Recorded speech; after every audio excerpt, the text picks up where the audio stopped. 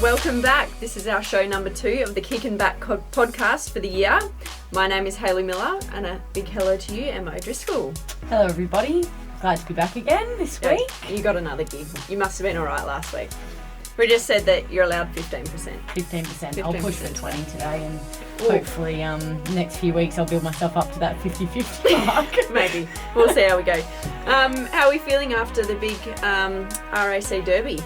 Yeah, I'm a lot warmer today than what I was on Sunday, I can tell you that right now. I couldn't see for a while out there in the Derby. The 80km/h winds got me like. I'm not sure what game you were playing. It was not actually windy at all. Yes, it was. Only about the last 5 minutes. And the rain wasn't even real rain. That's what annoyed me the most, is it was just like fairies wee. All right. Moving on from there, we'll get into the game just a little bit later. But before we introduce today's guest on this show, we'd like to rate our previous guests. So, what are you giving Gabby O'Sullivan for last week? Oh, I reckon she did pretty well. She was pretty funny, and I heard that a lot of people that were listening to the pod really enjoyed it. So I reckon we can push for 7. I don't want to start too high because we don't know what to expect from this year. You know what? 7's probably a good spot to sit in. You don't want her head to get too big. I think, look, for her, the podcast has gone really well because she's been called Mitts a whole lot more now. Yeah. And credit to her. I don't know if I like that, but anyway. What does Mim reckon? I still think she needs to earn the name. But as in, if we all had to rate it, I've got a 7. Low. I'd go 6. Just because she's my love. I knew you were going to do that, but I was hoping you'd, go real low, like a 3, and Gabby will me. Oh, it was pretty good. Everyone had good feedback. Yeah, all right.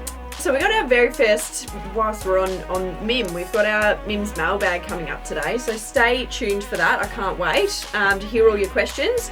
But should we introduce our first guest, Emma? Yep, let's get her on.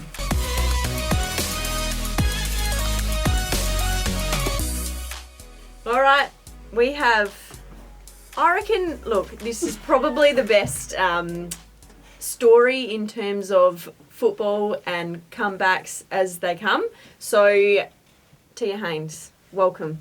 Thank you. It's nice to be on nice and early in the season. A little bit less dirt to dish on me than if I was on later. Well, on that, I reckon I text 3 or 4 people today, and either people don't like me and don't reply, or there's not a lot to say about you in terms of embarrassing things. But we'll see what Em might have come up with something. I'm not sure, but we'll see what happens a little bit later. But how are you feeling being on the podcast? Yeah, I'm actually pretty excited. I've listened to Gabby's last week. Obviously, my cat got a little run, which was cute. Not my favourite animal, which I'm going to put out there early. She was pretty good. I got to give her that. She, obviously, as you said, Mitts is getting a bit of a run, which is strange, but also good on her for getting down and nailing that and giving herself a nickname. No, she's really owning it. She is really owning it. Now, I guess the first thing we've got to talk about, because it's new news, and we were just off air talking about that rock on your finger and how beautiful and princess-like it is, words of Emma O'Driscoll just earlier. Your wedding.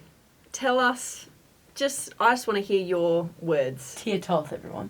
Tiah Toth, Tiah Haynes. It's okay. I still haven't changed my name yet. A lot of people have actually asked that. It's actually a massive deal that you have to go through. I'm not about having to do all this paperwork and all this stuff. So at the moment, it's just sitting there with Tiah Haynes still, which I'm okay about. Obviously, I'm not going to change my name to confuse anyone just yet for the season. So it will be Tiah Toth. So officially, my nickname of TT will be real, which is weird. Turbo's running with Toffee already, which is even more weird because that's also what they call Jackie, and that's what she tries to run with at work. So another self-proclaimed I've never heard of being called that. She make herself. Yeah. There's a couple of them that she's tried and they've all failed. So she got Toffee written on her work shirt, and I don't think it still goes. And I cop it more than she does, so that's interesting. But no, the wedding was amazing. It was a pretty big day. But it ended up in one big party, which is exactly what we wanted. So, pretty lucky to get it done with as well, like with all the situation at the moment and being able to go down south and do that. So that was pretty cool. We've been pretty lucky, so yeah. Did you ever, obviously because you'd planned the date and everything like that in a year in advance, as you do with weddings, obviously this, you know, the potential of being drafted and things would have been in the background of your mind a little bit. Was there ever a point where you might have like postponed the wedding? This is not even, you know, you had COVID to deal with as well, but was there any part in the back of your mind that you'd postpone it or anything like that? No, not really. I was always going to pretty much go with what we'd planned, and obviously a lot of planning goes into it, and I don't think I could have dealt with having to deal with another day and having to sort all that stuff out. So we tried to keep it as simple as possible and, you know, leave it as much as we could. So that was pretty good. Obviously, like the COVID situation was another thing. My sister was coming, then she wasn't, then she was coming again, then like the last week they didn't open the border, so she was in Victoria and didn't get to come, which was like obviously, you know, gave us a massive change in regards to the bridesmaids, and I ended up with a bridesman. My brother absolutely killed it and loved the whole situation, so that was pretty cool, and I was lucky to obviously have him involved. But yeah, no, the footy thing was, yeah, what do you do sort of thing, and I was quite lucky, and as soon as the fixtures got released with the fixtures getting brought forward, worked out really well, and I got a message from Trent straight away, and he's like, your wedding has planned perfectly. So I was totally happy with that, and yeah, it worked out really well. And that's awesome, and it allowed, obviously, a lot of the girls to get involved in the wedding too, so it was just a big party down south for Fremantle on that Saturday. Tell us a bit about who was there, who got best on for the night. My little sister. She was, not good. I didn't even realise she was missing at one point until I went upstairs with took my little brother into the house that was on the place that we were staying at. I can't even remember why I had to take him in there, but I did because he had a little bit of a gut ache. I think he'd smashed the donuts and all that kind of bit too much and too hard. And my sister was throwing up, so I was a bit like, oh, we'll just leave her here. And me and my little brother left. And then I think we were on the dance floor, and I looked up and the house was in front of us, and we could see her being carried down the stairs by my dad to be taken home. So she was easily best on ground. The next day she turned up at 8:30 to grab all her stuff, and she was fine, which I don't get. I hate people she like that. looked I hate people pretty like average, but she was up and about, drinking coffee, doing her usual things, so weird kids these days. Yeah, otherwise, you know, there was a fair few girls there that came down, which was really cool. Obviously came down after training on Thursday. Alex was there from Thursday morning with me, which was pretty cool as well. She was obviously a part of the bridal party. And there was about 6 or 7 girls that came down for the wedding. Obviously, majority of them stayed for the Saturday as well. And then, obviously, I think there was a couple that came back for the training session to get themselves involved, but they left really early, and I wasn't about that. No, I did not do that. I did not commit to You that. managed to get the training session done though. Saw a couple of videos of you guys the days after that did it, so had to film it to make sure Kate knew. Yeah, well, my filming was done by, obviously, Jackie and Ebony French, and they were drinking while me and Alex did our running. So, you know, it was pretty much the whole weekend was pretty big for those guys. We obviously calmed ourselves down a little bit after the wedding finished, and not big drinkers, so for us to try and recover was a little bit more important. Yeah. Now, you and Alex did do a little dance on the night, and now everyone thought, I thought it was choreographed, but apparently not. Tell us where does that come from? Yeah, that's a good question. No, it was not choreographed, and I think we just gave each other the look, and it was sort of like, this is our time to shine, and I actually think we nailed it. We got the video a couple of days later, a little bit nervous to watch it, but yeah, I thought we did quite well. You know, a few little mishaps here and there, but I did have bruises on my knees from sliding on my dress, but yeah, I had little beads on the dress, and I think they dug into my knee a little bit too much when I did my spins. But yeah, no, it wasn't choreographed, but it was, pretty well done by the both of us, I have to admit. Surely you took your shoes off. Oh, yeah. Yeah. They were gone from about sunset onwards. I had to keep them on because we had to go for a walk in like this bush little area thing at one point. Professional photos done. Yeah, yep. Oh, we just went for a little walk in the bush. So we kept them on. Just your wedding photos. Kept them on for then, and it was at one point we were walking through this grass bit, and he's like, just head towards the tree. And I looked at Jackie and I said, my shoes are coming off after this. And she's like, I'm so glad you said that. We literally, before we came back, dashed into the house, threw the shoes upstairs, and ran back out with no shoes on. And it was the best decision I've ever made. I already had blisters by that time, and it was 7:30. Well, it was an awesome day, and obviously yeah, I was there, to be there and to watch you guys. Oh my God, I'm like a crier. I'm a bit of a crier, and like happy things, sad things. When I'm angry, it's just like the emotion. But as soon as watching Jackie go down the aisle, a little bit of something. When you came out, I was like, oh, it's gone. I'm done. And there was tears and all that. Then you start speaking and it's even worse. But then, the party started and it's all okay, and that's what weddings are for. It was a fantastic night, so you did really well. I enjoyed the party, so we'll give that a big tick. And All right, let's talk the derby. It was a weird day, not having fans at the ground, and not having, the Purple Army there. What was it, from your thoughts, the game in general? Yeah, it was definitely an interesting game. I guess the lead up also was a bit strange as well with, how quickly it came about and, no real pump up, I guess, in regards to a derby that there normally would be. But, to get the day done and, get the job done in the end as well was really awesome by us girls as well. Yeah, not having the Purple Army, or besides the 5 or so that were at the gate screaming their heads off, credit to those guys for standing in the rain, because I would not. But otherwise, the game was, it was tough. It was always going to be, and I guess the conditions certainly didn't help that as well. But, to get the win on the board in my first ever derby as well was, super exciting. And, credit to the girls. We absolutely, smashed, the KPIs that we were given. So for us, to be able to hammer those in the conditions we were served is even better from us. I was just so frustrated with the weather, to be honest. It just Nightmare. really, makes things hard. I think the annoying part is that 2 WA teams not once have trained in weather like that, and to play each other in weather like that, that's just a cop-out. Yeah. And the most annoying part for me was that fairy they week. got easy goals. Oh my gosh. I can't stress how hard we worked to keep our ball inside 50. I reckon there was 40 tackles before we got a goal.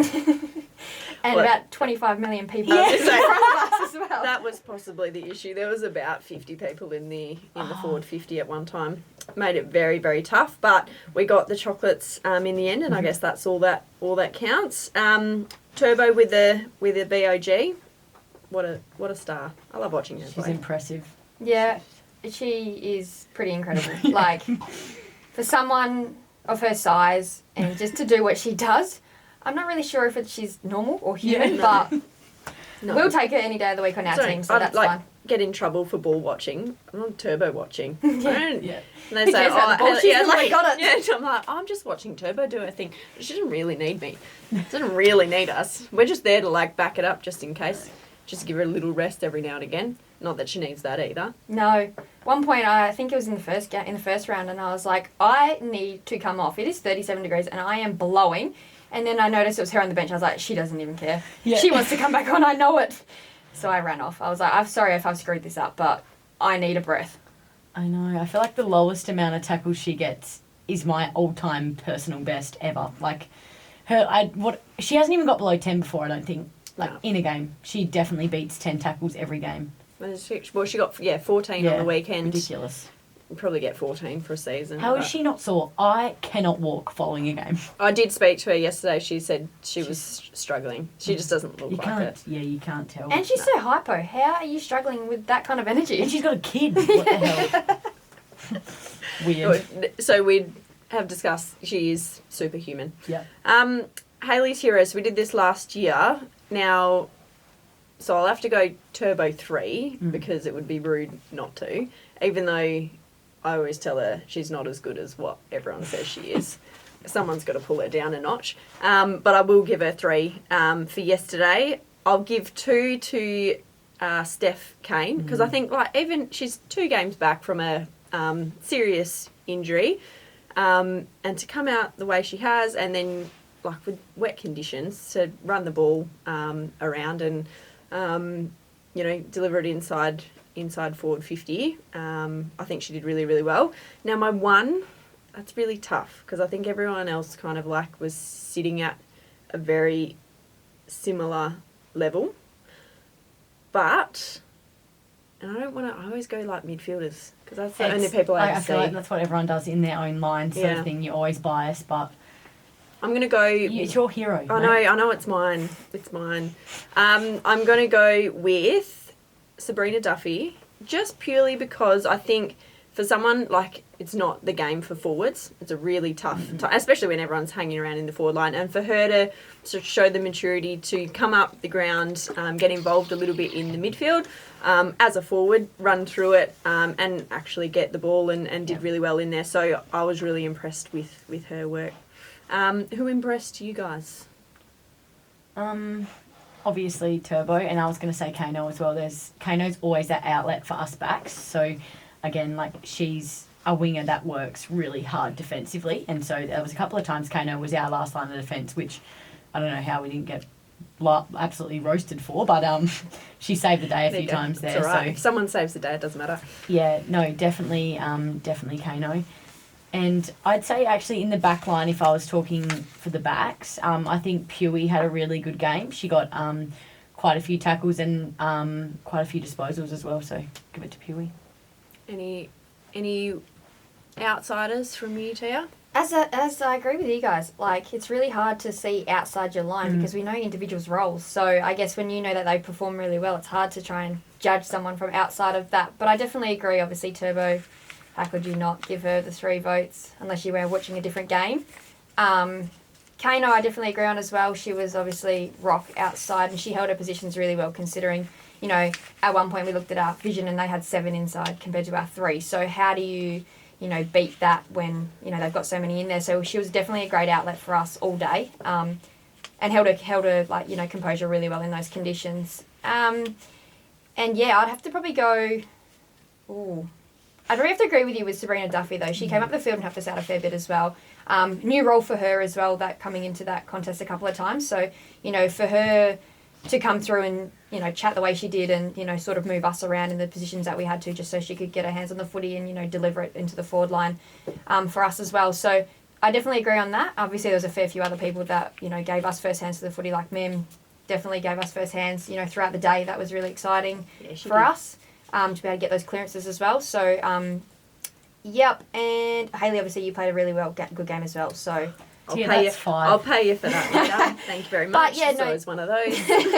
No, but there was definitely girls that stood up throughout the game as well. So it's nothing that anyone else could really stand out and as Gemma would normally do, 10 bounces down the wing. You can't do that in those conditions unless you want to be kicking, soccering the whole way through down. Her goal was pretty good. The snap from the boundary, I really enjoyed that. Yeah.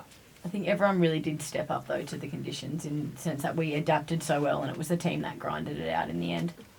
That took the chocolates. Absolutely. Now, Emmy, you got a few quick fire questions here. Okay. All right, Tiah. So I've never actually done this before, but you don't know that. So the key word is quick. Okay, so I'm going to ask you questions really quickly, and you've got to answer really quickly, and I'm just going to keep going. Okay. Yep. Are you ready?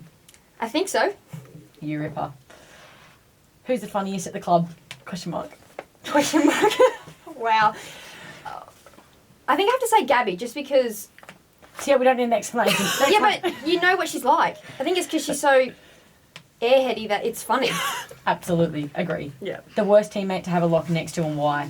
Well, I only have 2 people. I have JC and Pewee, and neither of them really... Below, up, next to you, sort of diagonally from, somewhere near you. Let me just say JC, because her bag's always in front of my locker when I get there. There we I go. feel like this one starts and Truth comes out. Your favourite ball game? Ball game? board. Oh, board. I think it's a ball game. Oh, sorry. Pronounce. Board game. Board game. I don't really like board games. I get bored too quick. Next I question. didn't think we'd get 2 boards in one sentence there, but we did. Favourite subject back in school? Oh, sport. Nah. I'm going to give you a cross for that one. We need an actual, like... You get marked. You don't even get marked on sport these days. I did a TE exam for phys ed. That is... Okay, whatever. I'll allow it. Something you're terrible at. Like soccer? Another sport. Yes, that is a sport. Soccer? No, but that's what I mean. Like, does it have to be a sport? It could be like anything. Can you cook? Can you clean? I don't know. I think so. I do own a house. Anyway, Tia's really good at everything. Tia, you're great. I'll get back to it. Favourite holiday destination? Well, I've only been out of the country to the US, so I guess there. Good. Biggest celebrity crush? Oh, I'd have to say Channing Tatum. That's good, that face. Oh, I know that's going to get me in trouble. That's why. 3 words to describe Trent Cooper. Dad, bit of a softie, and like his own And Dad, son. good. I know, like I was going to say Peyton, like a big version of Peyton. He actually is. He is. Big They're like the version Peyton. Yeah. That's so good. And 3 words to describe our high performance manager, Kate Starr.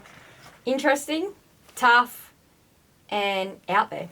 That's really the best one we've heard. Gabby's was pathetic, so that was good to hear. Yeah. Now, that was Quickfire, and look, I did say that it should have been quick, but we'll keep working No, on that. Tia, your explanations were good. Yeah, well, sometimes I think you need them. Some of the Back it questions, whatever, but Yeah, it's true. Like, it's true. Some of them you do need an explanation for, but going on to your story. Now, like I said at the start, your story is one of my favourites, just purely because I know I've been there from the start of when it sort of went badly through to now, and it's amazing. So let's start right from the start. Talk us about your junior career. Okay, so as an Oz kicker, I played, at the time it was Corinda, so now Brentwood Booragoon. My dad was there in the amateurs coaching, and my brother played under him. So while they were doing their thing, I've always played Oz kick. Dad played for Perth. I was always at those games. I used to at half-time, Dad used to kick it up in the air and be like, if you mark this on TV, I'll give you $5. Without a doubt, when he said that, I'd catch it. Otherwise, yeah, pretty average. But, so I did that, changed sports all from there, went back to footy probably in high school, I think maybe year 10. Managed to be selected from that in one of the first ever, I think it was state 16s at the time. Went away to Maroochydore for a week. And then obviously East Freo were like, hey, come play down with me, us, da-da-da. So me and Alex obviously hand in hand were like, if you go, I'll go. So we both went down, playing netball at the same time. We'd go from one Saturday to a Sunday, basically sport to sport, and did that. Then eventually stayed there, under 18s, all that kind of stuff as well. When did it go from there? Then obviously a couple of seasons at East Freo, managed to win best and fairest there. And then I left. I actually went to Coastal Titans at the time. Was picked up, number 1 draft pick, the week leading into my 21st birthday. Had my 21st on the Friday. Sunday turned 21 and did my first ACL in that game. I think it was against East Freo, and probably the first 5 minutes of the game, maybe even just after my first rotation. So that was pretty average, and it was pretty upsetting, I guess, to end the day like that. I remember getting put on a stretcher, and it was the most embarrassing thing in my life. I hate it. And as soon as I got on there, I looked up and saw my dad coming over the hill, and I was like, you're a bit late, mate. Like, I was fuming. I was in the worst mood ever. The thought that, like, it was just so much agony. I'd ruptured my ACL, my MCL, and did a whole pile of other little things in there as well. So the anger of it all, trying to call my mum to tell her, don't bother coming, I've already hurt myself.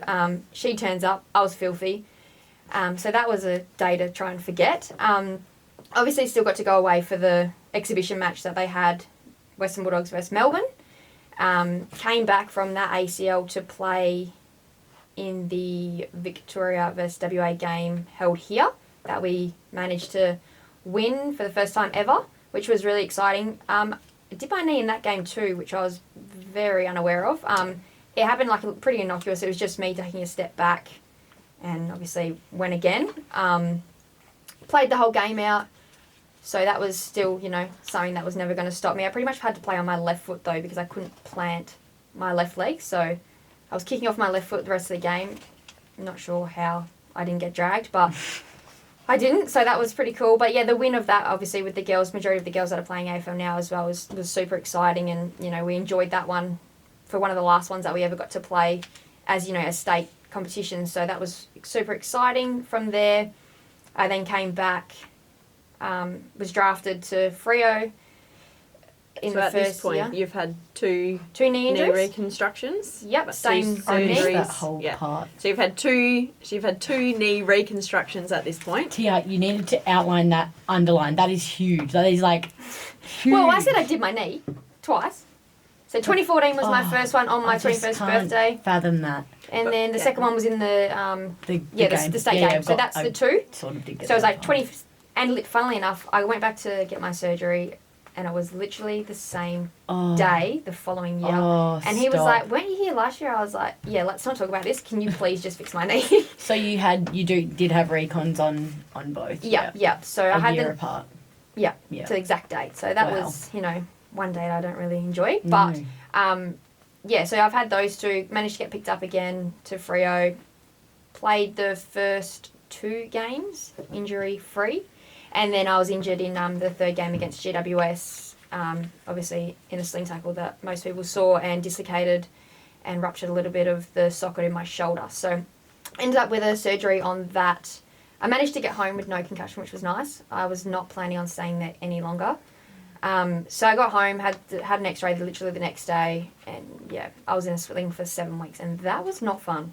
I wouldn't recommend that to anybody. As you would know, Driscoll, a sling is horrid.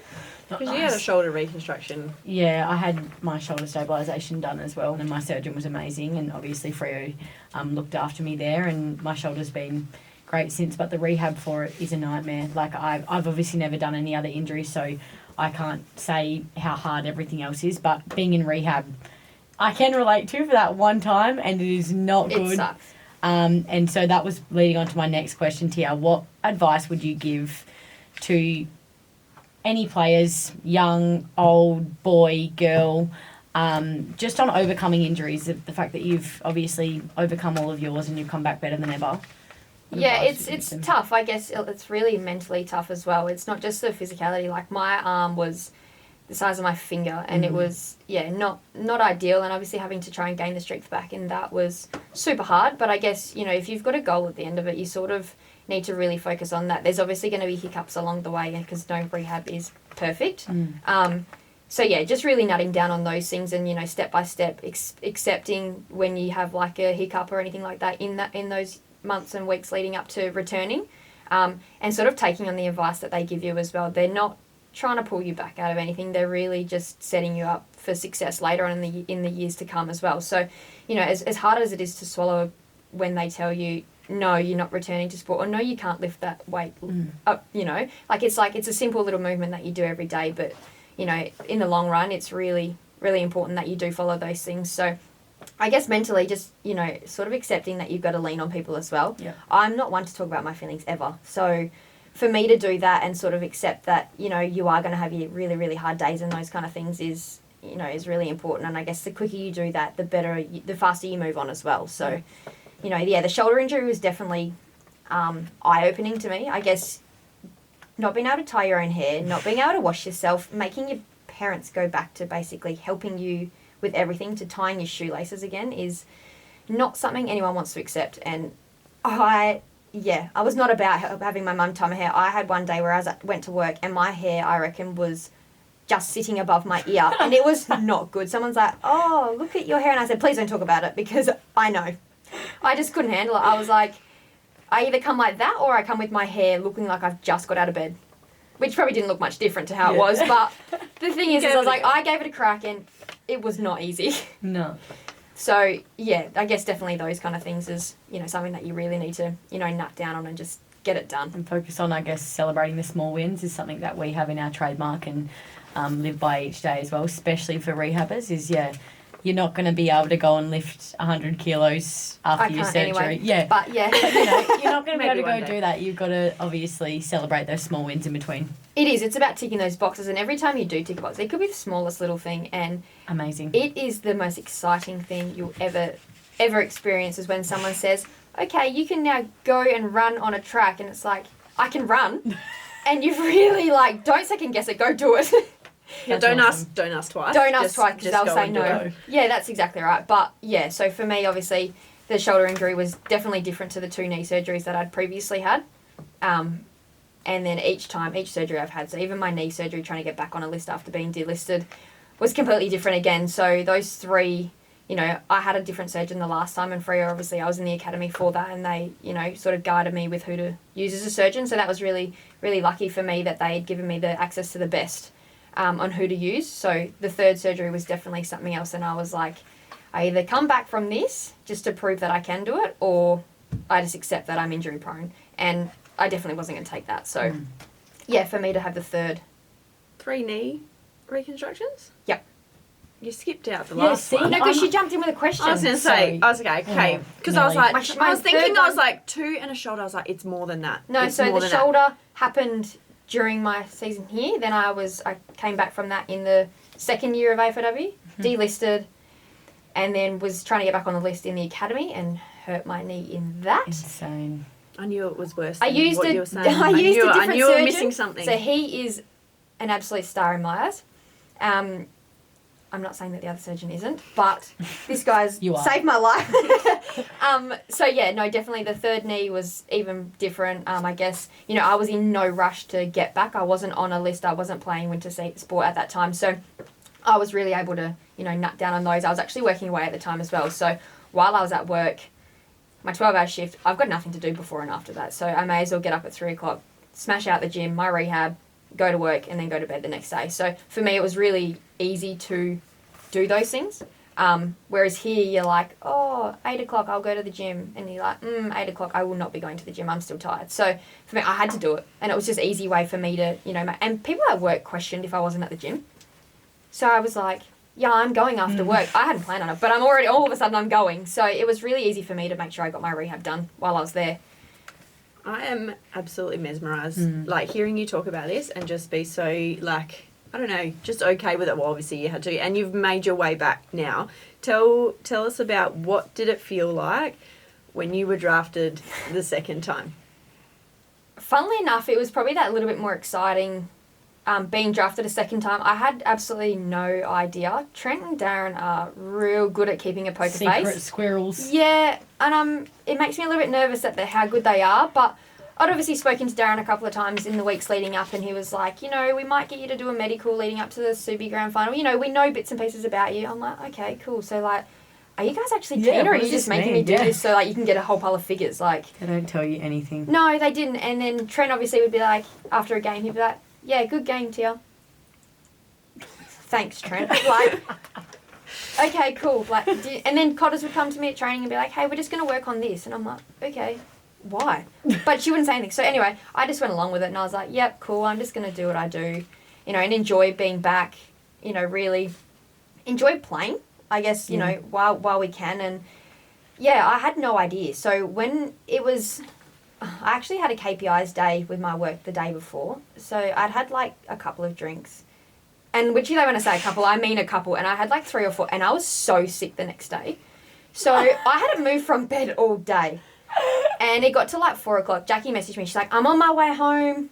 Da da da. And we just had a new bed delivered. And I was like, oh, she's going to make me put this thing together while this draft's on. And she's like, no, you sit on the couch and you listen to it. So I put it on the loudspeaker over the whole house so she could hear while making the bed. And I was like, listening. They'd obviously announced a couple of the Eagles and Dockers players from WA that obviously I knew that I was in the draft pool for. So slowly ticking them off. And it got to the last one. I was like, well, really, I think my only chance is with Freo that I'm going to get picked up here. So if I don't get called in this, then I'll go help make the bed, because I probably should. Like, considering it's a whole new bed frame, it's not just like making the sheets and stuff like that. So, and then all of a sudden my name and I see this coat hanger come flying past the couch, and I hear, babe! And I was like, in shock still that I'd actually heard my name. And as soon as Jackie came running out of the room, I just lost it. I just started crying. And she's like trying to talk to me, and I had no words, but I don't know if it was shocked because I heard my name or shocked because I had a coat hanger fly past my head. But yeah, so it was really exciting, and obviously my phone went absolutely nuts. I don't think I replied to some people till like 10 o'clock at night, which was probably not ideal with the day that it was on. But yeah, so it was, you know, really quite emotional. Trent and Darren both called me, and I literally think I just cried on the phone. Trent was like, that's probably one of the most emotional calls I've ever had to deal with. So it wasn't the best phone call, but it obviously like showed how, you know, over the moon I was about, you know, getting the opportunity again. I had to come straight into the club, and obviously I was not well.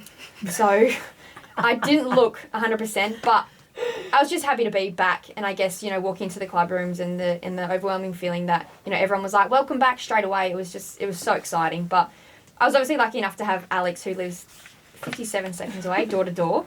She came over and went to present me a jumper. So she'd been told, hey, can you have this jumper just in case?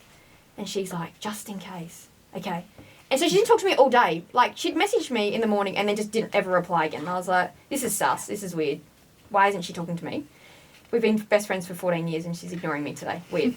And I heard like a scuffle outside and I was like, Jackie, someone's here. And she's like, oh, no one's here, dear. Like, just deal with your phone and talk to the people you need to talk to. So I tried to call my mum. She didn't answer.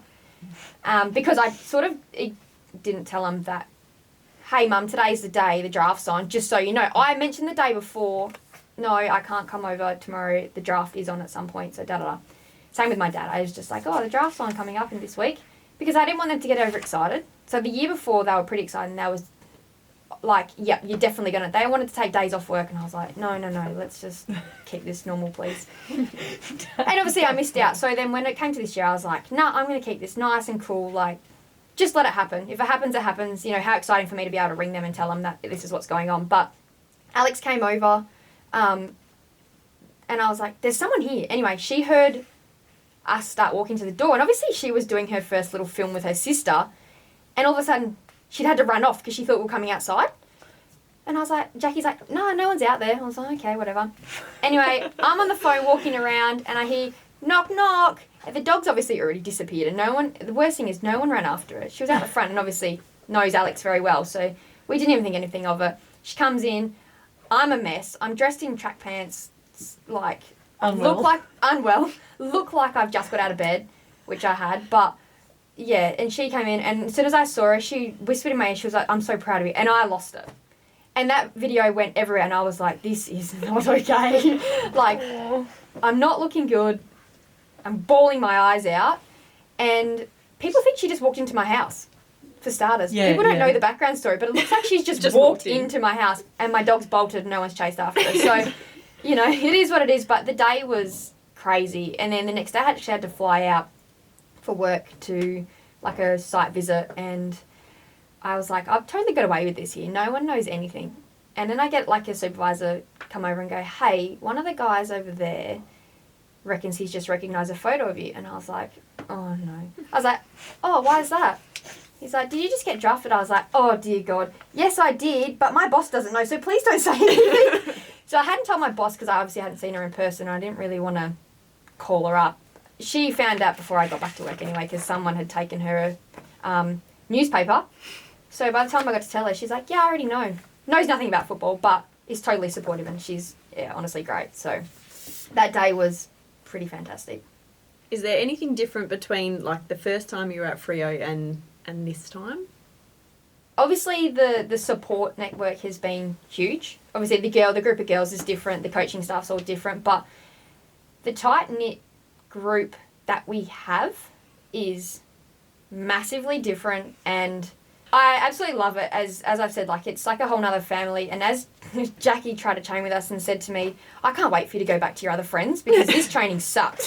So, and that was just a one-day COVID session. So I don't really know, the support, and obviously the support network that the family and all my family and friends have all had from, you know, supporting me, and obviously the club getting behind me and them as well has been huge. So my family are, like, massively grateful for it as well. So love that from you. So you've mentioned obviously your job outside of footy. What do you do? Sorry, what you actually do? Night shift and how you balance that with footy training, because that would be really tough. Yeah, so it's really actually quite hard to explain what I do. My role is as a mind controller. So for me, I'm the voice behind the two-way, the annoying pesty one that's constantly telling them off and telling them to follow their GPS line, which they complain when they don't have, but they don't follow it anyway. So it's basically, you know, helping move the dirt from A to B, I guess, in a sense, you know, moving that iron ore, putting it through the crusher, and then it goes from our mine site onto a train, you know, from the train to the port and then out again. So, you know, we're the start of it all, but also essential, which sometimes sucks. But yeah, I'm basically the voice behind the two-way, moving the iron ore dirt for BHP. So that's probably the easiest way to put it.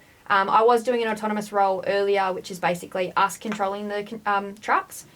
But now I'm doing my manned sites. So we have operators in those trucks at this stage. So That's awesome. night shift, this will probably come up later, but apparently I have an alter ego that comes with my night shift. So depends who you're asking, me or them. What's its name?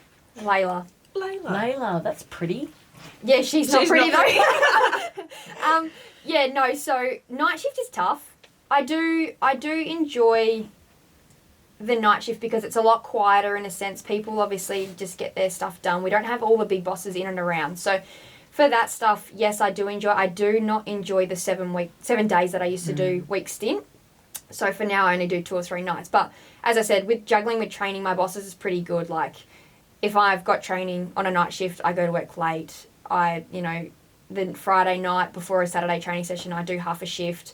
So for that, I've been really lucky. Like I'm still managing to get enough sleep in beforehand. I'm not, coming straight off night shift as I would not survive. I've tried it before when I flew in from night shift and came to an academy session, and that didn't end well. So, yeah. So for I just do what I can, and she's really supportive of that. So I'm lucky in that sense.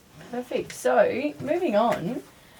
We may as well bring Min in because she's been quite quiet this session. So She's hanging out over there. I'm just amazed by Tia's story. I know How Yeah, inspiring it is is. it? It's I actually very- was trying not to cry then. So- I didn't get that on camera. But I'll start. Okay. Oh, don't cry, don't cry. Onto Don't some cry. happier things. I've got some questions for you, Tia. A very curious man named Darnell James has a couple questions for you, okay? Who is your favourite footy player of all time and why? Of all time would be Winston Abraham. He was actually a Freo player and North Melbourne player back in the day. He played at Perth Demons with my dad. So for me, he was my idol, and I absolutely loved, being around him and watching him play. You watch his highlights, and he, for someone his size, he does some incredible things. So he was always my favourite. Then probably modern era, I really loved Sam Mitchell, the way he went about it. I actually just finished reading his book, and that to me was massive. Talks about routines as well, which I know you're big on, and how, having kids and stuff like that, throwing routines out the window was really important for him to actually finally adapt to say that routines don't make you as a player. It's more, you are a good player for being a good player. So I've tried to, think of those things as well, because I had game day undies and they are not on, and I had to get rid of them, and I finally stopped wearing them, but then I wore black ones in round 1 and we won. And I potentially wore the same ones again. So I've sort of... All right, so you I've just, just changed you just my had to game change day. them because they were that bad. But I already. have 2 of the same pair, so they could have been different ones. Oh, So I don't know. Drew was but- out on that one. We're not sure. Yeah, but the whole You're thing still of... superstitious. A little bit, but I had to drop a few. Like obviously, I used to warm up right until the final siren, the first siren, and put my Guernsey on. I used to warm up in a warm-up shirt. I can't do that in AFLW, so I've had to adjust to those things as well. So some bits and pieces I have dropped, but yeah. So Winston Abraham, Sam Mitchell, definitely. Obviously, Paddy Cripps is a beast as well. So Nice, all good choices. What is your go-to pre-game snack? a pre-game snack. Well, it's really hard because I guess when you play different times of the day, I don't like to eat. Once I've eaten my breakfast, which is the same every time, What is that? I have like a little tin of spaghetti and egg on toast. wow. Tin spaghetti. Yeah, What and I know brand? that they. Oh. SPC. SBC, I think it is. Yeah. I was like, surely there's only one brand. Yeah. There's only one brand of. I don't know, but because when spaghetti. people question you about the Heinz and SBC, I can never remember which one's is which. Oh, But it's the green one. Green one is SPC. oh, Yeah, I think well, that that's one. disgusting. So I wouldn't know. But each to their own. Yeah, and they never You have do tin you. spaghetti when we travel, so this could get real interesting. Which teammate is constantly acting up? Yeah, who's probably the Who's naughtiest? naughty? Who's naughty? Oh, goodness. I'm probably going to say Epps. She's always in trouble by Juddy. Yeah, I don't- that's yeah, no, I very agree with that. good. I like that one. Yeah, I feel like she would probably get in. She'd be the naughty one at school. Which I actually went to the same high school. She was a year above me, so I couldn't tell you what she was like in a classroom. But I can only imagine she would have been cheeky and all of that. So I'm going to say Epps. Rock and Roll Star asks, what is your nickname? What did you say? Rock? Oh, that's who they are. That's who that's Oh, their sorry. hand. No, is that your new nickname? I thought that's what I was asking. I was like, I've never heard this one. I'm not probably going to run with it though. No, shout out to Rock and Roll Star. Thanks, Rock and Roll Star. I appreciate that question. My nickname, I don't really have. Well, depends who you ask. Probably TT, and apparently, according to Turbo, Toffee. I'm just seeing Tia playing a guitar right now. Bit of air guitar. Rock and roll star. I actually thought that's what she's like. Is this your nickname? I was gonna be like, no, that is not. Just come up with Lily at Lily Cannell asks any tips for confidence. What kind of confidence do you know? I'd say footy related. No, but guys, basically just believe in yourself. I guess if you work on things enough that you'll eventually, be confident in what you're doing, and I guess, really putting your head down and working on those things eventually becomes a habit. So pretty much that. If it's anything else, I'm not so confident on. I don't know. So you don't need to be confident. Just believe in yourself. Okay. Marshy McCloy asks, do you think the Dockers can win the flag? I definitely do. That's good. It'd be a bit weird if I said no. But yeah, of course I do. Please I don't say reckon, yeah. The girls that we have, the group that we have are really, really tight, and, we're obviously working on a lot, and, I think what it's showing on the park, obviously, rain, hail or shine, we can prove that we can win. So, I look forward to seeing how this season pans out for us. Evie Gooch. No, it's at Evie Gooch. Yeah, if you're going at Rock and Roll Star, you're going to go at Evie Gooch. Gooshy gang, what does she want? She's come with a demand, not a question. That's in a all bit rough. caps, she asked, let Jackie get her mullet. How do And that you feel was, about that? let Jackie get a mullet!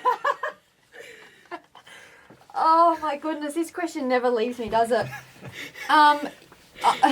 No.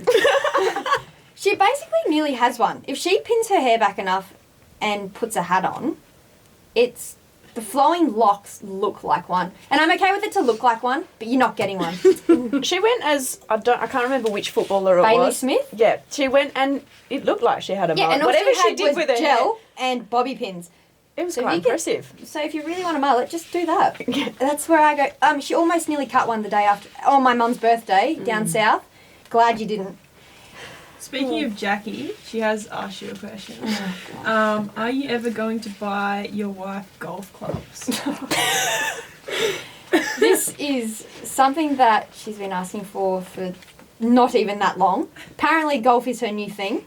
And I said, if you go to golf more than once a week for a month, I'll allow you to get golf clubs. COVID hit in January again, we got married, she couldn't go for the month, so at this stage, no. So you're still going okay. She said, stuff you, I'm going to get my own golf clubs with our money then. And I was like, cool. I don't think I have a choice, but also golf clubs are expensive. Hire them.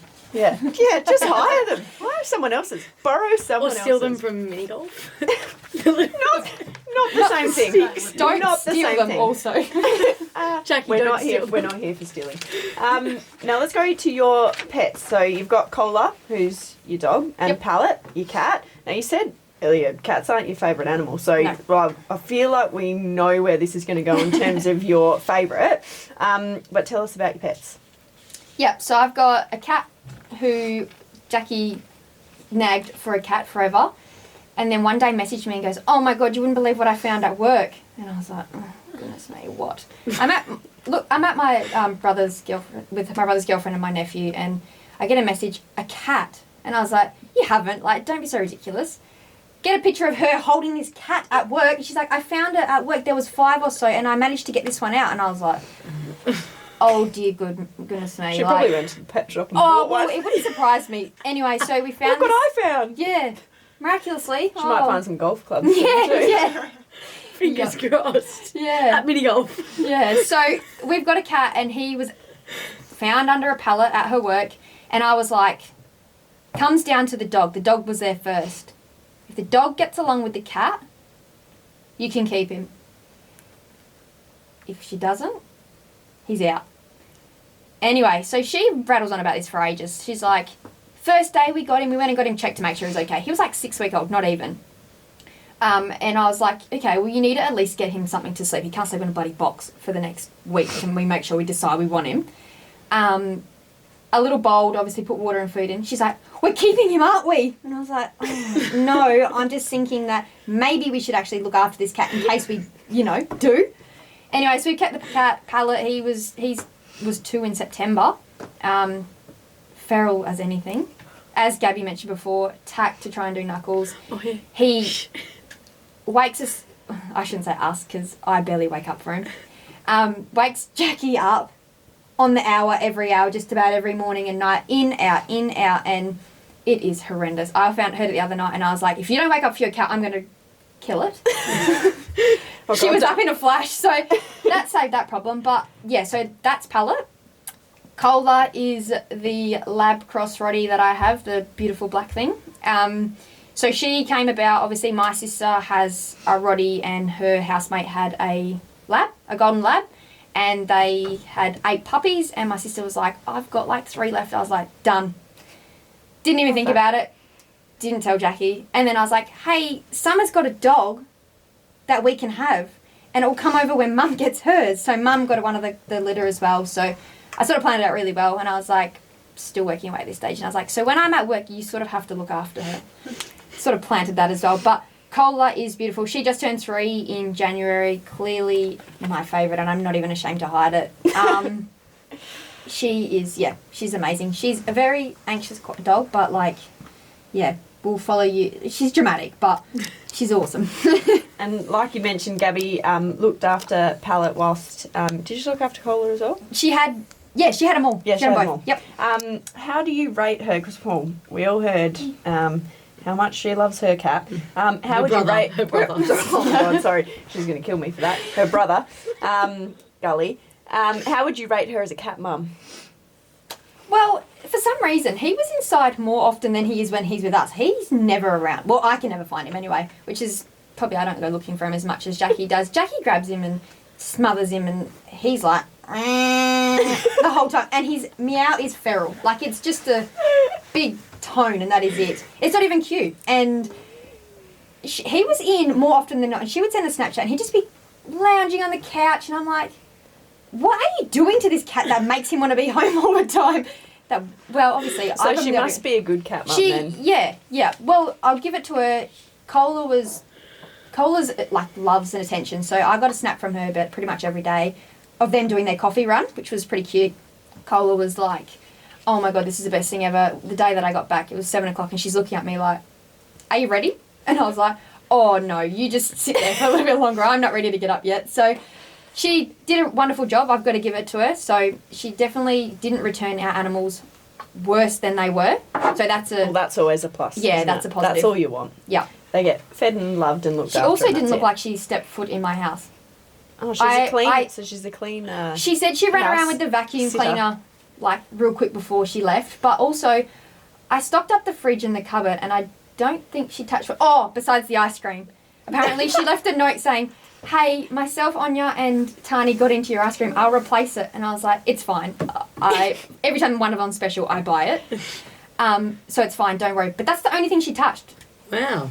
So I don't know if she's starving herself. Need your house looked after. She just didn't like the stuff that I bought. Gabby's the one. Although she's building her own house, I think. Right, we're hitting the road for the first time this weekend. Are you looking forward to playing Adelaide? Yeah. It's a big game. Yeah, that's exactly right. And it's exciting to be able to get on the road as a group as well. Obviously, it's going to be interesting. Obviously, the situations that we're in and all those kind of things, which, we're all aware of. And, it's a massive challenge for us to hit the road in itself. But to verse Adelaide, obviously, a really solid team over all the years that they've been in the competition. And for them to be at home with a crowd behind them as well is huge. They've also hit the road and travelled a little bit, been in quarantine and all those kind of things. So, they've really gelled over those moments as well. And they've had a really solid, 2 hit-outs and, done really well. So it'll be good for us, though, to have a really good hit-out and try and beat them for the first time in the actual season. So that'll be exciting. Obviously, I've played them a couple of times when we were in Darwin and those kind of things. And, yeah, they're a well-oiled team, I guess you could say. Absolutely, but I think, look, it's a challenge for us, and I think we showed last year that we'll rise to the challenge depending on sort of who we're playing. So I feel really confident in our team and who we've got lining up for us, and I guess it'll be about what we can do, and I'm really excited to really challenge that. Obviously, conditions hopefully will be a lot better than they were on the weekend, so we can show everything that we've put together over the pre-season. The only one thing I'm nervous about is Adelaide normally get our weather. And if they end up with the weather we just had, I am going to flip. Fingers crossed. But there's not much we can do about it if that does happen. No, and I guess but we'll you just know, play the that good same thing brand of is though, if that happened, we've had practice in it. Yeah. They have not. Yeah. So we'll take the positives out of that if that does happen. Anything to finish on? This is your time. Anything? You haven't that hit we've your missed? 15% yet, so quick. Excuse me, I think I put in at least 40. 40 for today. No, Climbed up a little. you've been pretty good. I think it's, yeah. I It's think been a we've- very inspiring chat. I've I really agree, enjoyed yeah. it. And we've actually let, our guests speak for once, which is quite nice. I've probably hogged the mic, No. I'm not going to lie. No, I no, love, no. I it love was- your story, and it is super inspiring. And I think a lot of people will, as more than what you think, Yep. you inspire a lot Absolutely. of people, especially those, having injuries and bits and pieces. When so, we clarified how many injuries it actually was. yeah, you really toned that down a little Yeah. bit. We had to push that up. Three knee reconstructions and a shoulder reconstruction, just to recap on that. And a dislocated pinky, if everyone wants Oh, to. well, Pinky, big one. show the, Yeah, no, show it's the cameras that pretty one. average. Oh, ew. It's been like that for like 10 years, so... It just stays like that constantly. Yeah. Yep. I wear a little shell to protect it because I got told a couple of years ago, if that dislocates again, it'll probably rip off. And I was like, I am not about that. I'd rather... Rip off, I was gonna say, imagine. To Yeah. give you guys a visual on what it looks like, it actually sticks out at right angles, just normally. Yeah, so when that girl showed her finger Rip from off. Eagles, Yeah, whoa. Look at it. it pretty much It exactly looks what like mine that. looks like. But it's been like that for like 10 years, and some people call it... My sister, actually, my older sister, she calls it my twisty. Because if you colour it yellow... Twisty. Yeah. It looks like a Hey, twisty. life's pretty straight without twisting. And on that note, that's it for the week. Thank you so much for listening. Tia, did you have fun? I loved it. It was great. Thanks for having me. No, no problem. Hope I was better than Gabby. Oh, well, you'll find out. You have to listen to next week, and we'll give you a rating. Just a little plug for the end of the show. Make sure you sign up now to become an AFLW member. If you use the code UNFINISH, you'll get $10 off your membership. It's a bargain. Get on that. So I don't think they cost that much in the first place. Nope. We're off to Adelaide. Hopefully we get the win for you, and we'll see you next week. Bye.